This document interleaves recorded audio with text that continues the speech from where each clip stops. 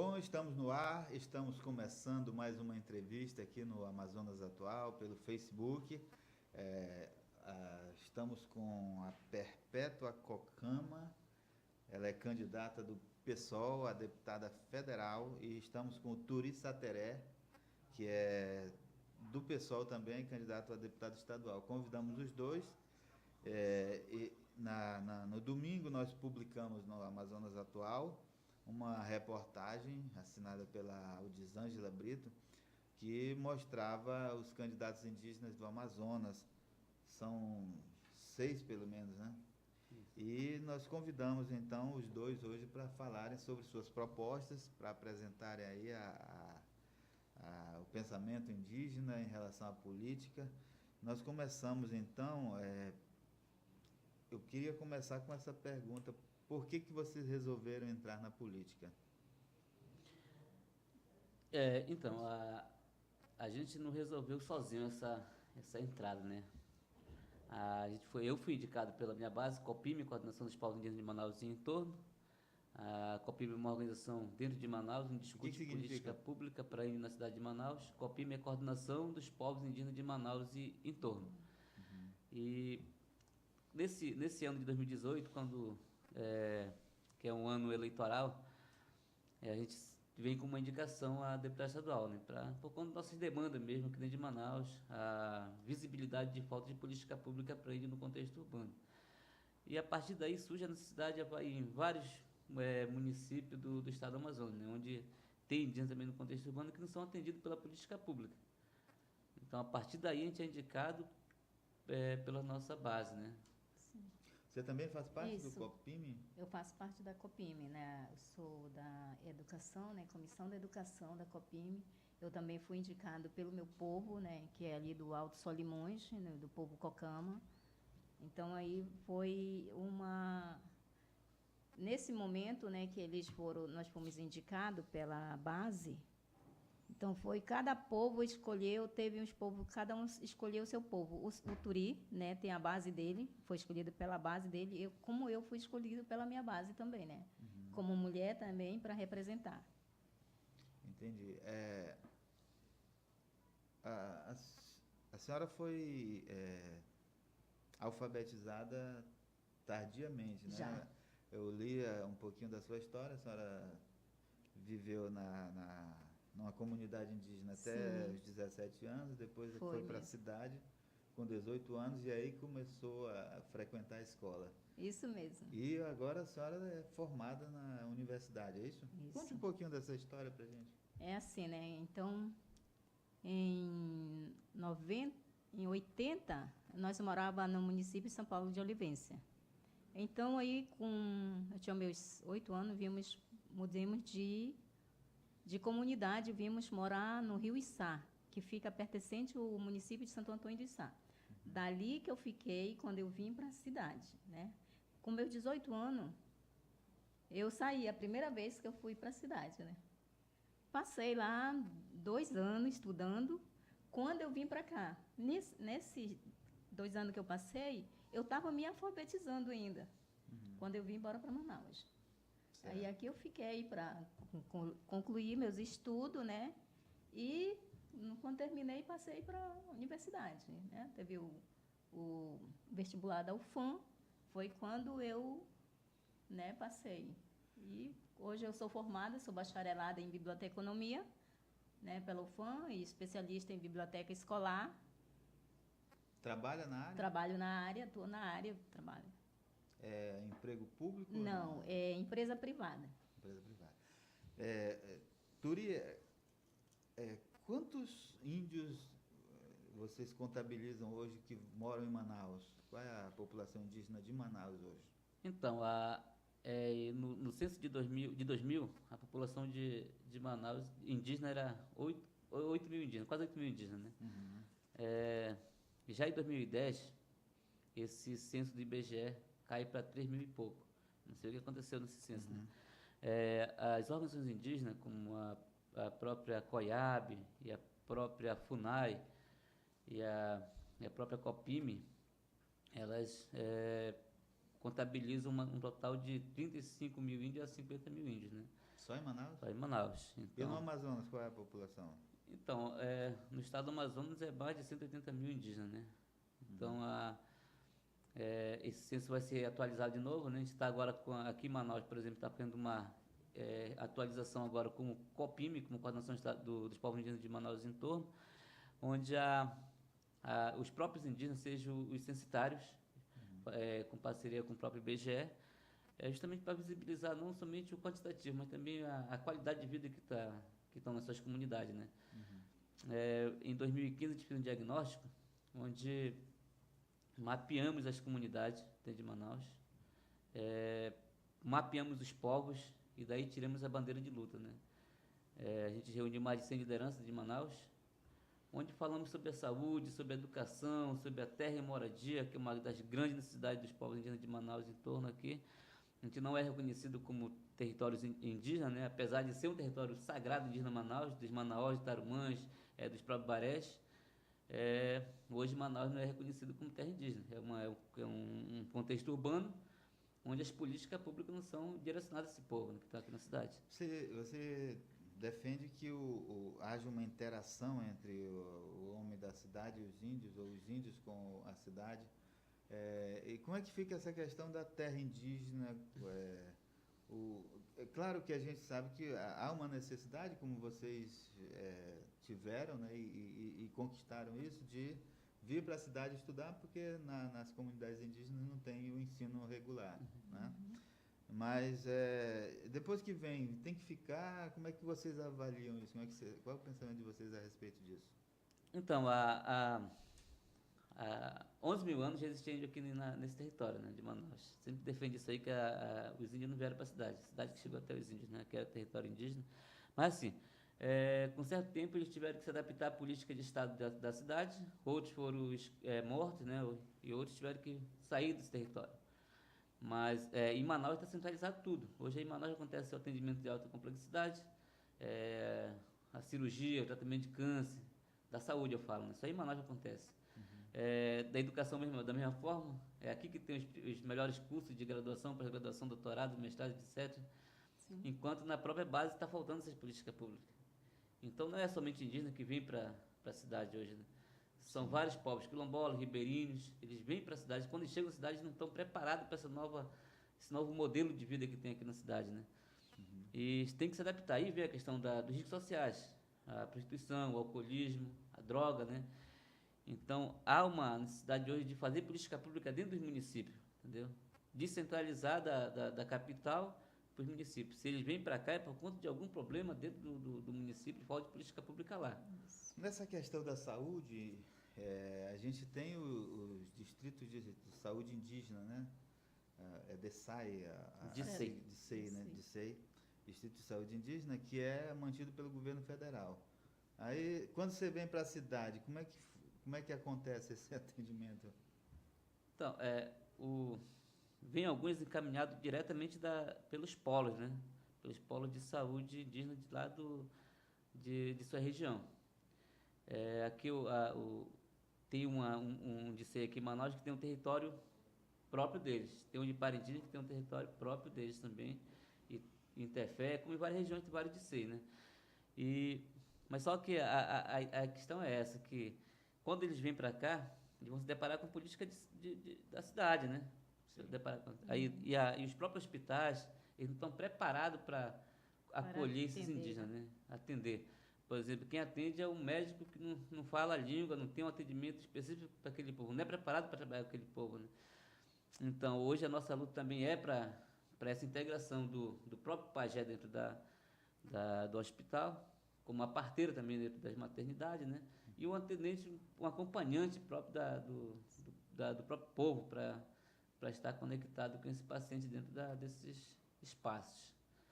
Pois é, você defende que o indígena que mora na cidade também tem um atendimento diferenciado? Sim. Com certeza. Hoje a nossa luta é justamente essa. Quando a gente fala da visibilidade de falta de política pública aprendida no contexto urbano, a gente também procura repensar como que está o nosso povo na base hoje, né? Nas bases que a gente fala nas pontas. A gente entende que hoje é uma forma de isolar o parente no seu território, quando não atende da forma que é para ser atendido conforme os direitos dos indígenas, né, dentro da cidade. Aqui na cidade tem um grande problema sobre a saúde, por exemplo, que a gente não é atendido pelo Distrito de Saúde Indígena, né? É dentro da cidade, mas a gente não é atendido pelo distrito. Porque eles rejeitam esse atendimento? Se recusam a atender? Justamente, a recusão é justamente por conta que eles têm um censo, conforme eles têm um censo dentro das terras indígenas, né? E a política é direcionada para a terra indígena, entendeu?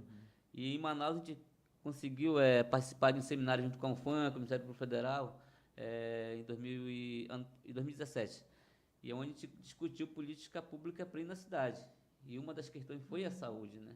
E hoje, esse seminário, a gente conseguiu formar um grupo de trabalho indígena, onde a COPIME é a organização que está acompanhando diretamente, né, junto com o Ministério Público Federal, com a CENSA, com a SUSAN, com a HUGV, com o DICEI, com o CESAI, com a FUNAI, com a FEI, todos os atores da saúde pública, né?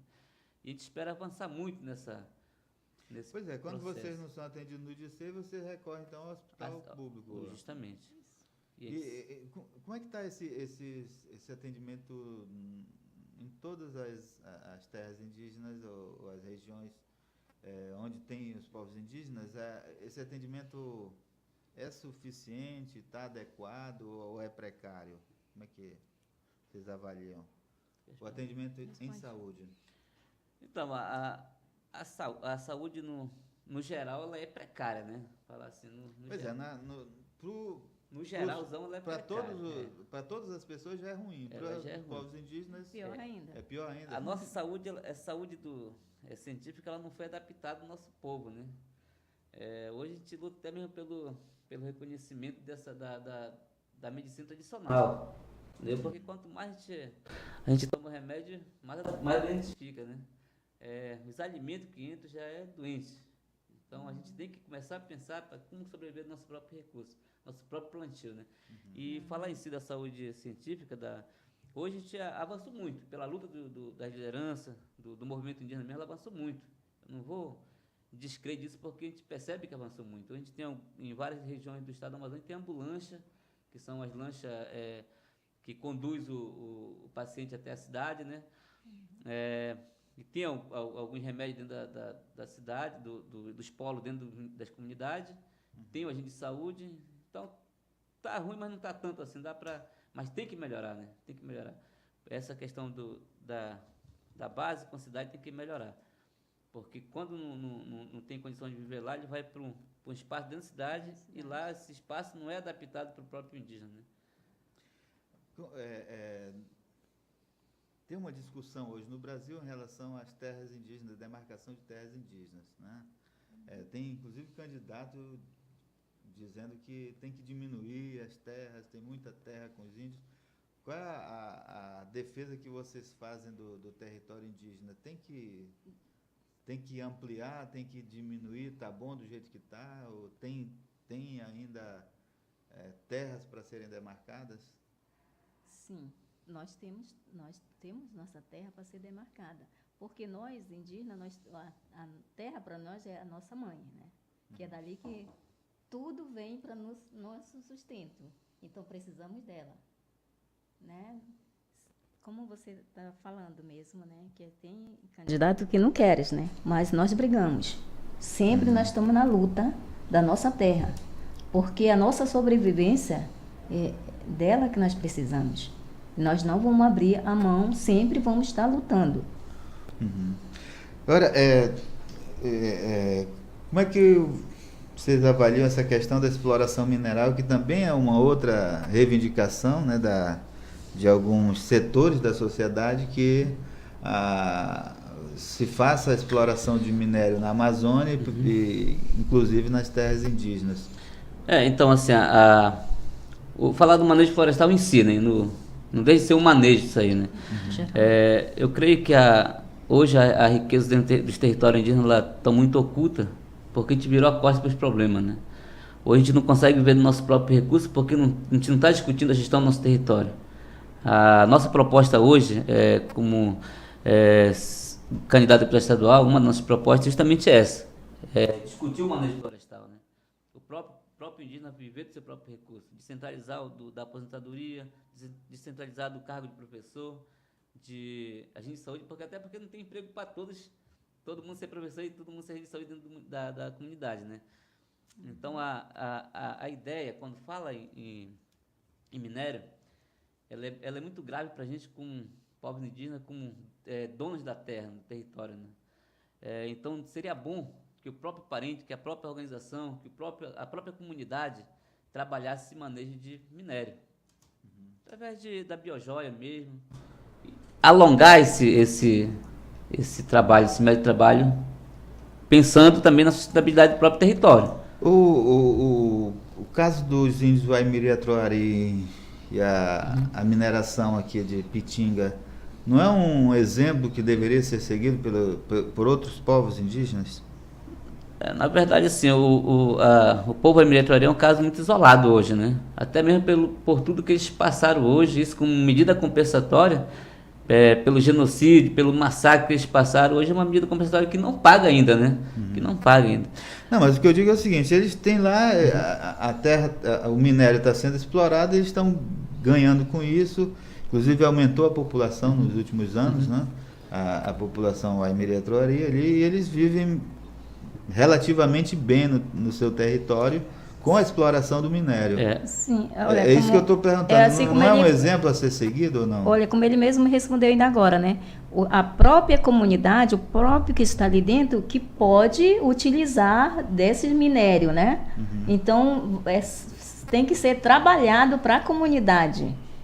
Né? Isso aí, então, a gente vê assim, quem que tem que trabalhar? Não é a pessoa não indígena, né, que vem, sim, mas sim a comunidade trabalhando a terra, o seu território, para o seu sustento. Pois é, mas em alguns casos o minério, para você fazer a exploração do minério, precisa de equipamento, Sim. de dinheiro, Sim. Né, de investimento. A comunidade indígena vai ter condição de fazer esse investimento? Ela tem que estar, na verdade, discutindo isso. Por isso que a gente fala, quando não é virar a costa para o problema, é a gente discutir. Discutir com os parceiros, com o próprio governo mesmo hoje, né? Discutir, mas do formato do indígena, né? Do formato que ele quer trabalhar. Não é não fazer o minério, é trabalhar o minério, mas conforme a ideologia do próprio parente.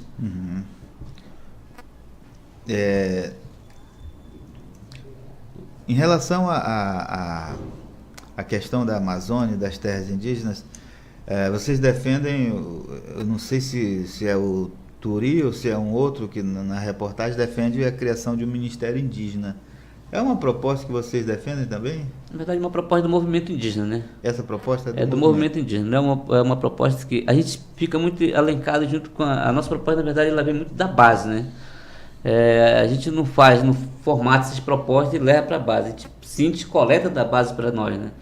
Então, hoje, quem vive a realidade é a própria comunidade. O que seria um ministério?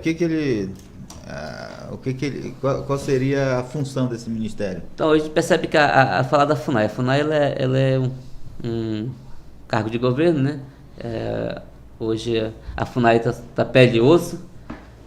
Pé de osso? Pé de osso porque a gente não tem recurso na FUNAI. A gente está muito perdendo com a FUNAI, né? Até a própria função que ela tem que fazer, ela não faz hoje por conta que não tem recurso. Então, como ela é de governo, a questão da demarcação de terra, a questão do acompanhamento dos territórios indígenas, da defesa do território indígena, ela não consegue fazer porque não tem gasolina, não tem recurso, não tem diário, não tem nada. Hoje a FUNAI está ligada ao Ministério da Justiça. Da Justiça. Né? Então, qual que é o objetivo desse ministério, né? Ter um ministério onde discuta todas as temáticas dos povos indígenas, entendeu? Onde esteja saúde lá dentro, onde esteja educação lá dentro, onde esteja a cultura lá dentro, direcionada aos povos indígenas, né? Onde esteja todos os espaços para discussão diretamente com... Mas isso não vai na contramão daquilo que vocês querem, que é uma interação maior com a sociedade? Na verdade, essa interação, hoje a gente não tem mais como não ter mais esse contato com as tecnologias, com os não indígenas. A gente tem que viver hoje como a gente está vivendo hoje nesse meio urbano, né? Então, o que vive a melhoria para os povos indígenas discutirem, facilitar mais o atendimento, a gente vai lutar para isso, entendeu?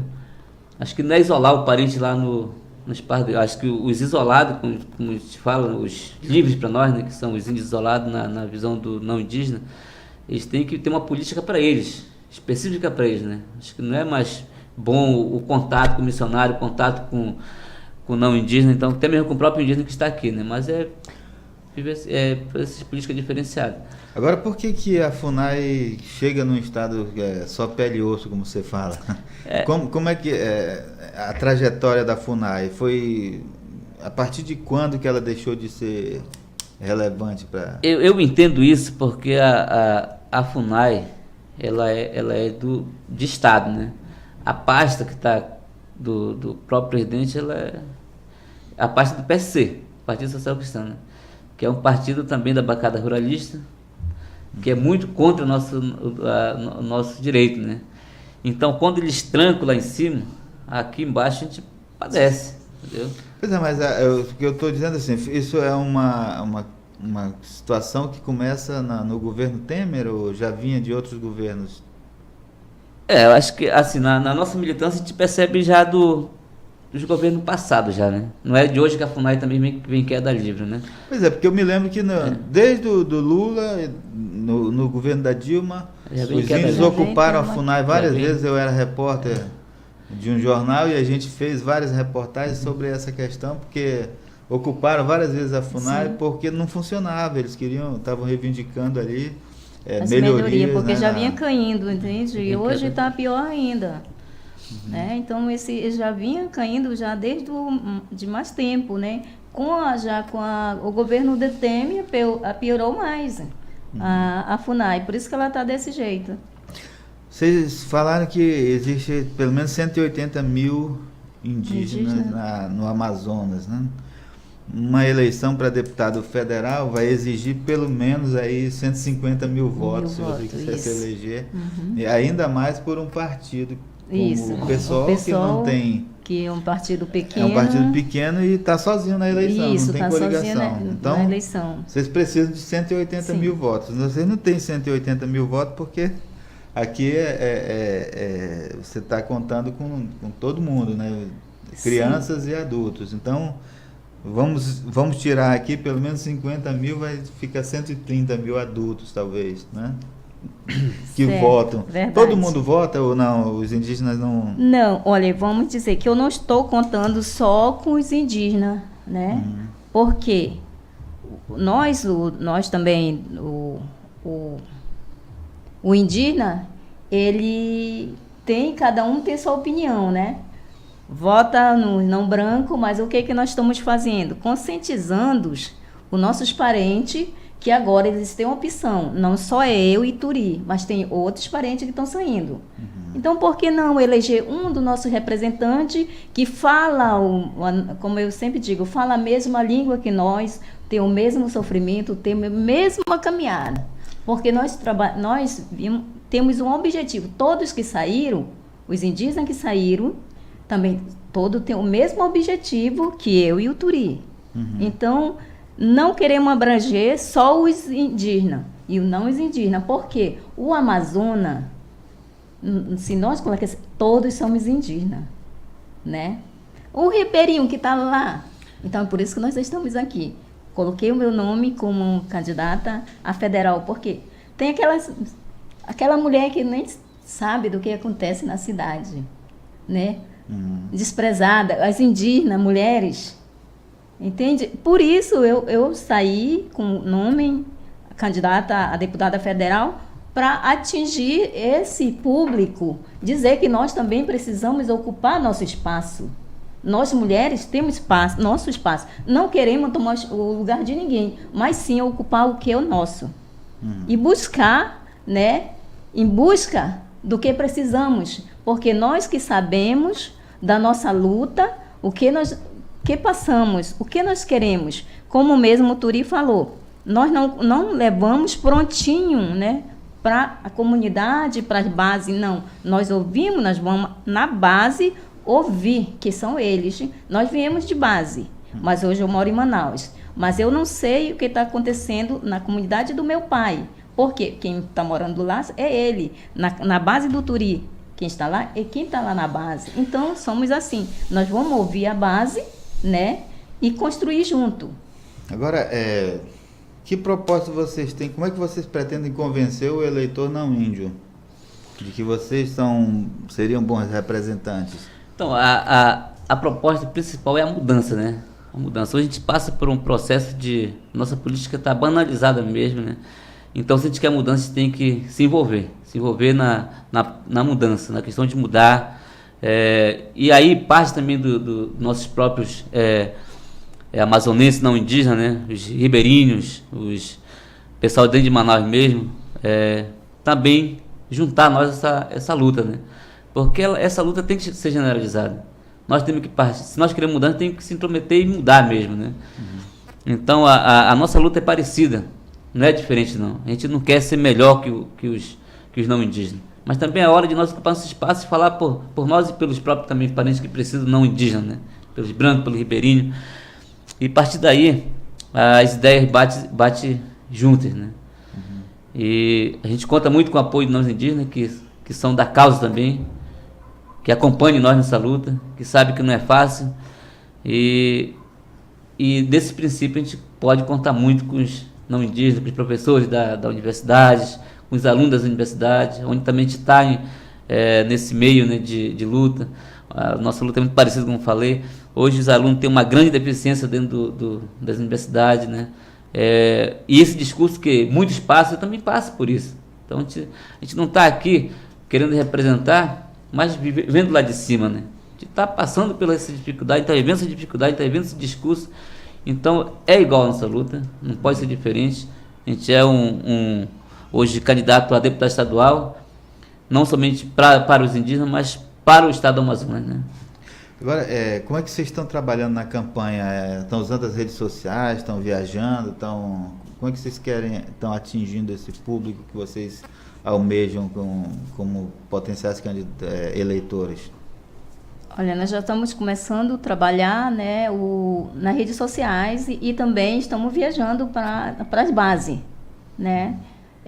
Eu também falo como atingir esse público não indígena, porque nós temos apoio das pessoas que não são indígenas, do não indígena nós temos apoio. E estão buscando apoio também, buscando esse apoio junto com eles. Eu, como profissional de biblioteca, eu sou bibliotecária, né, busco apoio também, né, com meus amigos de profissão, né, porque eu, como bibliotecária, eu sempre digo assim,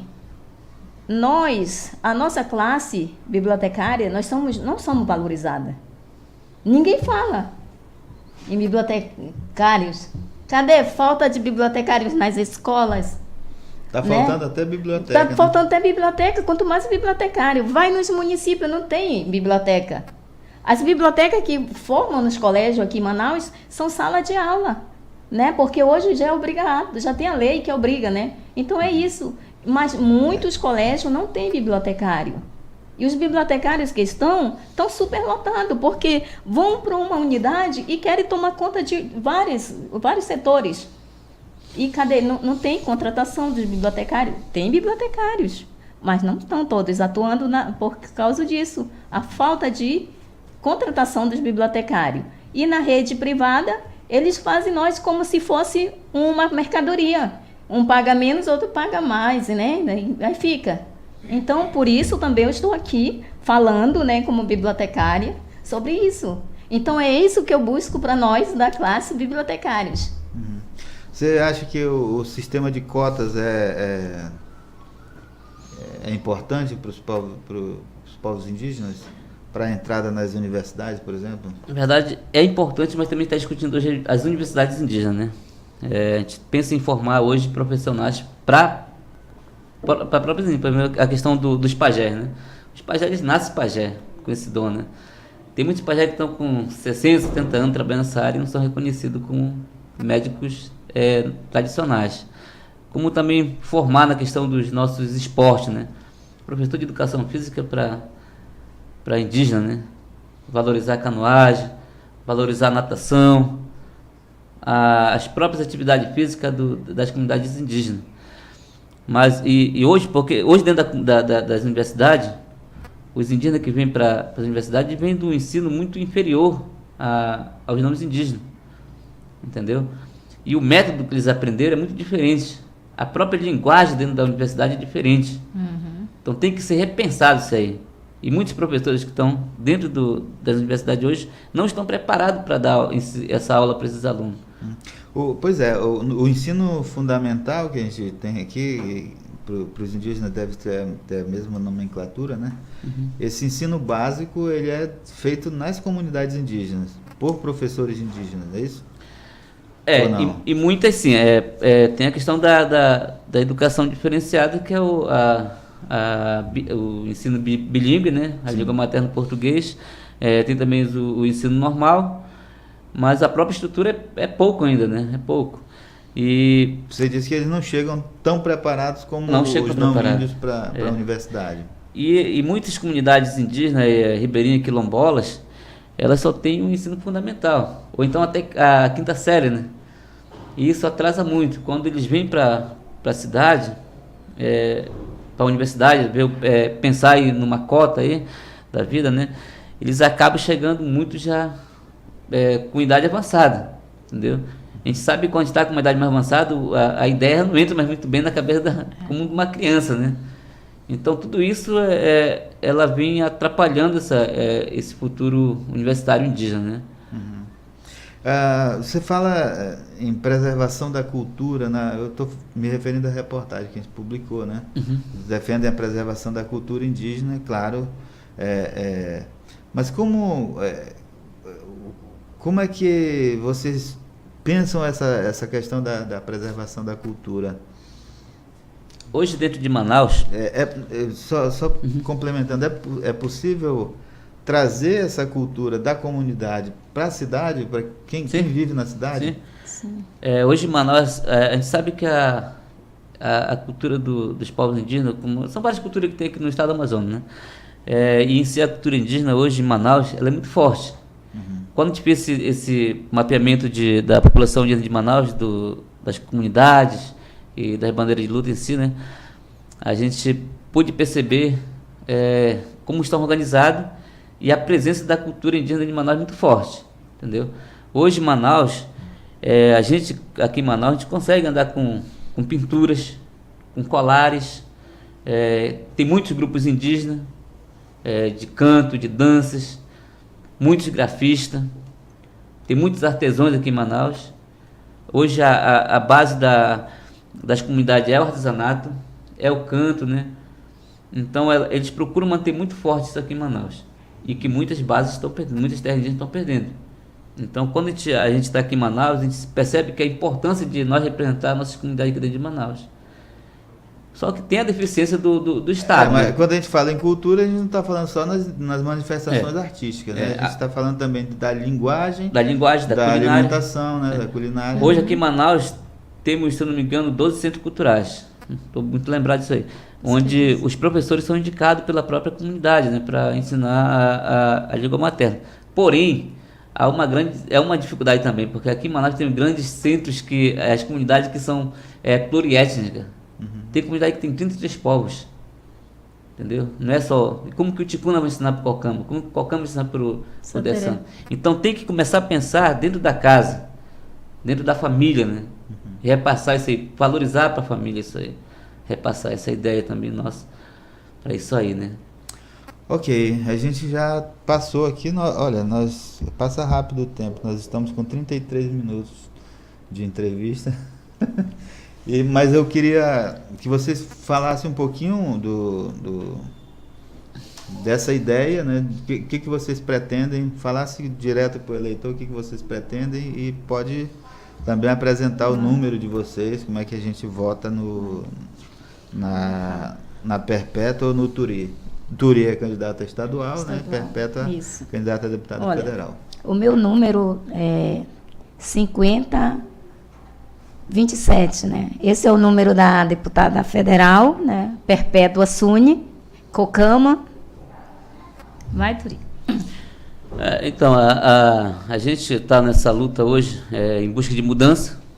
A gente pede para os nossos eleitores do Estado do Amazonas hoje acompanhar essa nossa luta, participar da nossa luta, contribuírem na nossa luta, até mesmo propondo, opinando.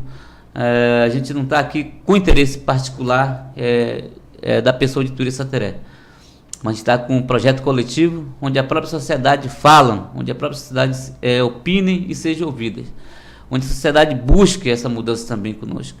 A gente não está para falar em um país das 7 maravilhas ou ser o grande salvador do nosso estado, mas está aqui para fazer nossa parte de mudança, e com isso peço voto a Turi Santarém, deputado estadual, com o número 50276, pode confiar que a gente vai fazer nossa parte e contamos com vocês. Teu número é 50276. Isso. Por que esse número é tão complicado, Turi? É porque na hora a gente não conseguia encontrar outro número, a gente colocou isso aí, não foi, Turi, que a gente decidiu, né? Tem que fazer uma... 276. 276, né? 276. 50276.